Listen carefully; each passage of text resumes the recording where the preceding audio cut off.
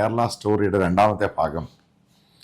അതിനകത്ത് ബീഫുമായി ബന്ധപ്പെട്ടാണ് ഈ കൂടുതൽ കോൺട്രവേഴ്സിയും സംഭവങ്ങളും ഇവിടെ സെൻസർ ബോർഡിൻ്റെ സംഭവങ്ങളൊക്കെ കൊടുത്തിട്ടുണ്ട് ഒരു ഭാഗത്ത്.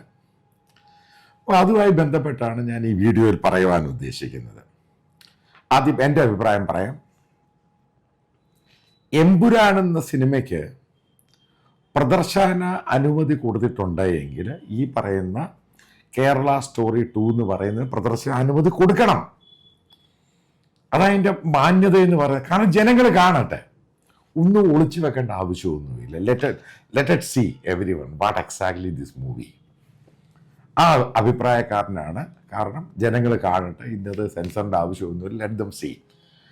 കൊച്ചുകുട്ടികൾ ഇങ്ങനെ മറ്റുള്ള സംഭവങ്ങളുമായി ബന്ധപ്പെട്ട് എന്താണ് ഈ സ്റ്റോറി ടെല്ലർ പറയാൻ ഉദ്ദേശിക്കുന്നത്, ആ സംഭവങ്ങൾ കാണിക്കട്ടെ. ഇനി രണ്ടാമത്തെ ഒരു ഭാഗം. ഞാൻ മലയാളിയാണ്, ഇത് കേൾക്കുന്ന അധികം പേര് മലയാളികളാണ്. നമ്മളെല്ലാം ബീഫ് കഴിക്കുന്നവരാണ്. അതായത് കേരളത്തിൻ്റെ എൻ്റെ ഒരു സർവേയുടെ കണക്കനുസരിച്ച് പറഞ്ഞു കഴിഞ്ഞപ്പോൾ ഏകദേശം കേരളത്തിലുള്ള നോൺ വെജ് കഴിക്കുന്നവരിൽ, അത് ഞാൻ ഈ പറയുന്ന നോൺ വെജ് കഴിക്കുന്നവരിൽ 60 മുതൽ 70% പേരും ബീഫ് കഴിക്കുന്നവരാണ് കേരളത്തിൽ.